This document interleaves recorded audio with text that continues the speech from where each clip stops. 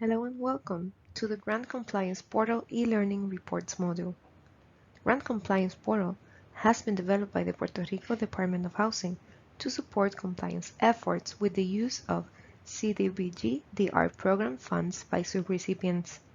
Through this portal, subrecipients are able to complete and submit their monthly progress reports. In addition, subrecipients may request procurement courtesy reviews, submit procurement process notice for publication, and request information to the programmatic area. Through this training, we show you how to use the Reports module within the Grant Compliance Portal, also known as the GCP by its acronym. This portal is created for the Puerto Rico Department of Housing (PRDOH) and will be used by subrecipient contract managers, grant managers point of contact (POC), PRDOH POCs, and subrecipient agreement administrators to report on and monitor the use of program funds.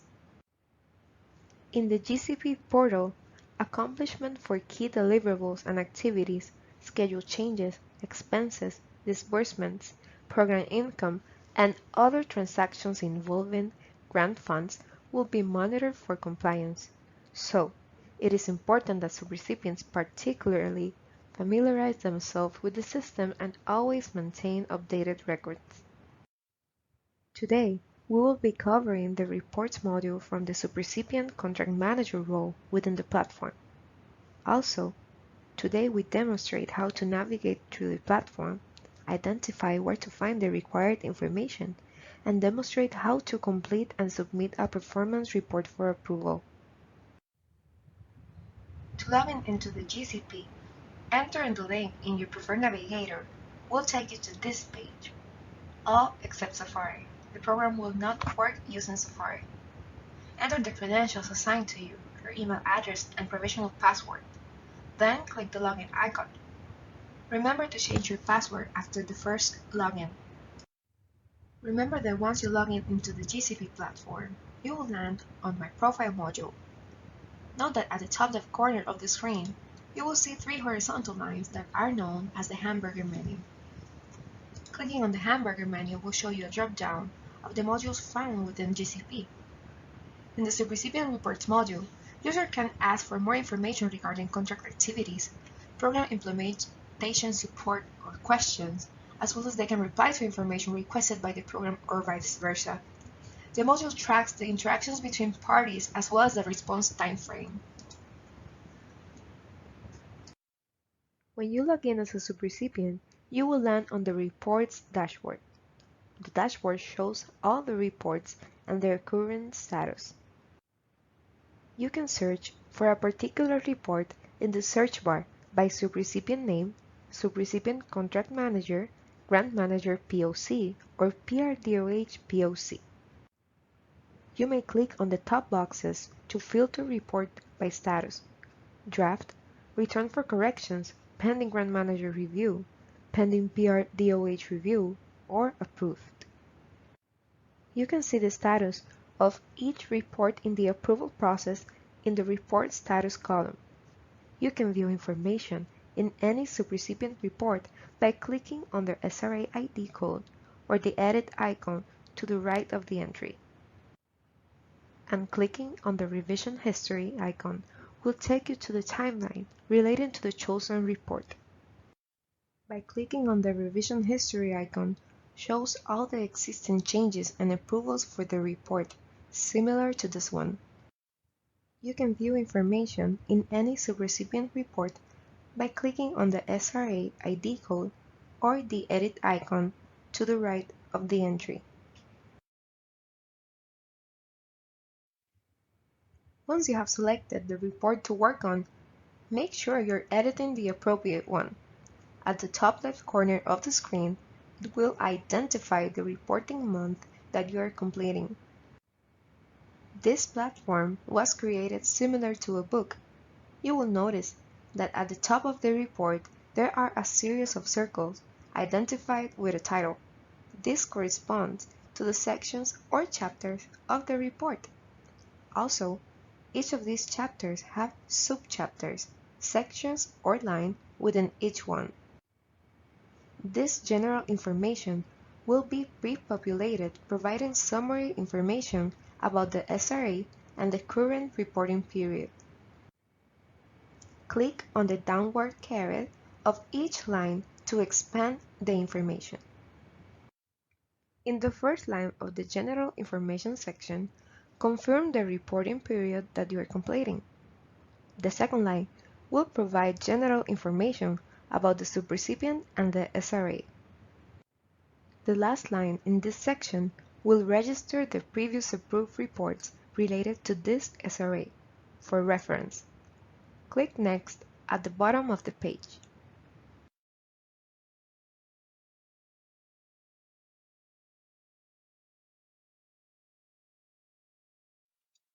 Each subsection or line found within each section or chapter correspond to different information that is required to be completed. In order to view and fill in the data, click on the arrow located on the right side of each line. This will display the line content, showing the fields related to that topic. The second section or chapter is titled Administrative. When you reach this section, you will find that it contains no information. If you want to incorporate the data from the last approved report, you may do so by clicking on the Set Previous Report found at the bottom of the section. The system will prompt you to confirm this action by clicking OK. To use this functionality, remember that the GCP will put the information from the latest approved report. Also, avoid duplicating the data. Be sure to expand each of the lines so that you complete all the required information. Let's take a look at each of the lines displayed. Click on the downward caret to the right of the program income line to complete the required information. The previous month's program will be shown in the column labeled Previous Report Amount. To enter the information regarding the current program income for the reporting period under the Amount of this period column, click and enter the data in the boxes for Program Income Disbursed and Program Income Received. GCP then updates the net program income at the end of the period. Click on the downward caret on the right of the Procurement Processes line to provide any update information regarding any new or existing procurement processes undertaken. Click New Process and a pop-up window will appear. In the pop-up window, populate the fields Process ID, Process Name, Process Purpose. Make the appropriate choice from the drop-down menu for Process Type and Process Status. Click the Save button when finished. Refer to the tables titled Process Types and Process Status on your Subrecipient Contract Manager Role User Manual in the pages 14 to 15. By clicking the Edit button, the system will allow you to update information for an existing or ongoing procurement process. It will bring a pop-up window and allow you to make changes to the status of the process. The next report section allows subrecipients to provide information regarding any notice of funding availability processes initiated by the subrecipient. Click the appropriate caret to expand the line. If you need to add a new notice of funding availability, click the new NOFA and populate the field for Process ID, Process Name, and Process Purpose. Use the drop-down menu to identify the process status and then click Save. The next line is titled Contracts. If you are going to report a new contract, on the right side of the line, you will find the icon New Contract. If you click on it, will appear a pop-up window. Populate the fields for Vendor Name, Unique Entity Identifier Number, Contract Number. Select a service type from the drop-down menu, enter the contract amount, provide a service description, enter the execution date, and then the expiration date. Click Save. It is important to remember that your subrecipient agreement contains a clause that requires you to notify the PRDOH legal department that you have executed a contract within the first 3 days after it has been executed. This is done by writing on the emails shown on the screen. So, this means that if you're going to notify the legal department that you completed the execution of the contract no later than 3 days after it was executed, then, once the report is available, you will include the contract information in your monthly report.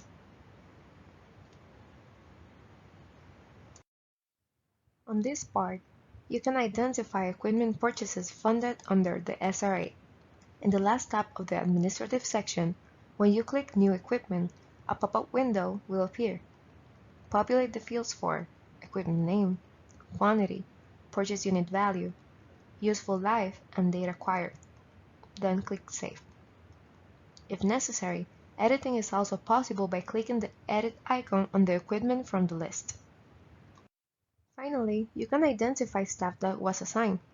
In the last tab of Administrative section, when you click Add Staff, a pop-up window will appear. Populate the fields for date started, staff name, field position or program role, and then click Save. If staff personal status change, editing is possible by clicking the Edit icon, or you may click on the toggle to inactivate him or her. The next section of the report is the Performance section. Upon navigating on this page, you should see a list of key activities found in the Exhibit B of your SRA. To provide an update about your activity, click the Edit icon. Once you select the activity, you will find another series of lines that require entries to report the progress achieved during this period. Open each line by clicking on the caret to the right, and make sure you complete each fillable fields required. Remember to click the Mark Complete icon once you have entered all the activity data for this month. Select from the drop-down menu the activity status, not started, in progress, or complete. Fill in the planned start and end dates, and actual start and end dates. For activities marked in progress, enter the percent complete. The percent complete field is automatically updated to 100 when the activity status is set to complete. The left-hand side contains the key activity status from the previous report period, while the right-hand side is where the subrecipients enter new status update information. Enter additional quantities showing progress of these indicators for the reporting period box on the far right. Once you have entered all updates for indicators and the key activity status, you may move on to the narrative subsection of Key Activity Status Update. The subsequent sections provide opportunities for the subrecipients to include narratives about the process.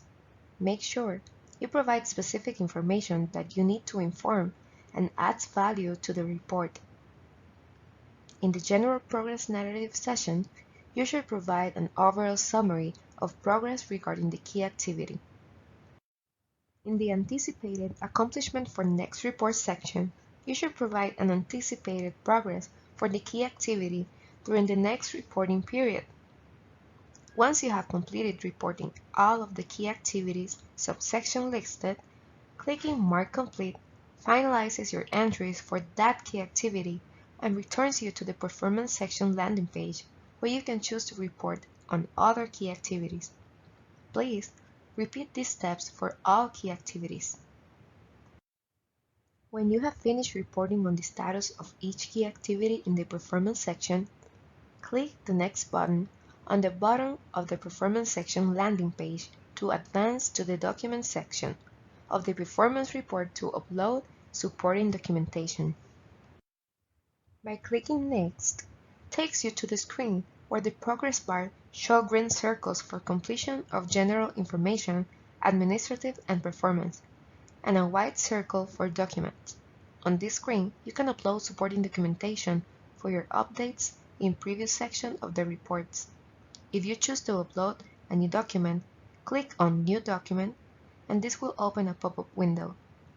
To associate the documentation to be uploaded with the Report section, click on the Section button and select the appropriate report section. Also, Enter a brief document description. Click the Add File button and locate the file on your computer to upload the file. Depending on how documents are stored in your computer, you may find them in one of several folders. After identifying the file to be uploaded, click Insert on your computer and then Save button in the GCP to complete the file upload.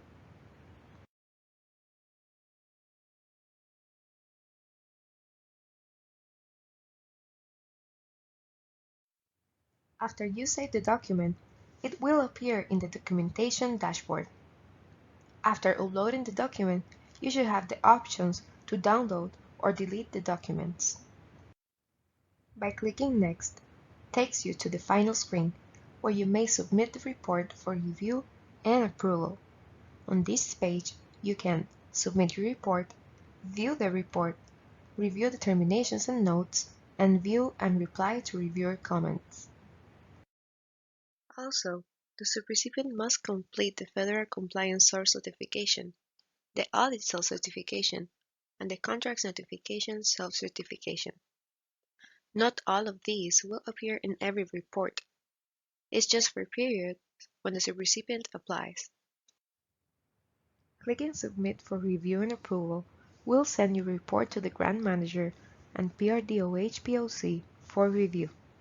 Please note that you will no longer be able to edit the contents of the performance report unless a reviewer returns the report for corrections. To review a report that was returned for corrections, choose the reports in the Reports dashboard. Then, you can click the Edit icon to take you to the General Information section of the report. Go directly to the last section, which is the Submission Review and Approval section. If you select any of the Review and Roles line, you will be able to see general comments that they made regarding your report. If the report is returned for corrections, clicking on Grant Manager POC or PRDOH Manager POC lets you view the notes and review determinations, approval or send back for corrections of these parties. This is the part where you will review the comments made by your points of contact, perhaps requesting a correction, update, or clarification on your report. Click on the edit icon corresponding to the comment so that a pop-up window will appear where you will see the detailed information of that comment.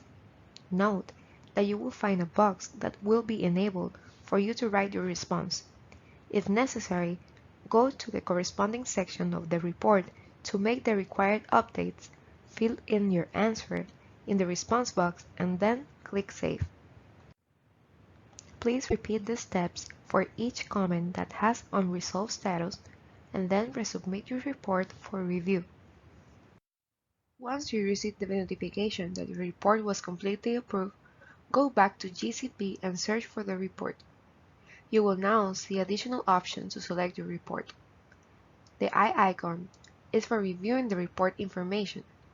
The revision history icon is to see the timeline of the report. And you will now have the download icon to be able to download your report. This is an example of how you will see a copy of your approved report. You may now save the document in your files. If you need further assistance with any technical issue regarding the GCP platform, please contact helpdesk pr@horn.com or by telephone 939-910-9295. If you have concerns regarding the GCP report's content or data, reach out to your program point of contact known as POC. Congratulations, you have finished the reports module. Thank you.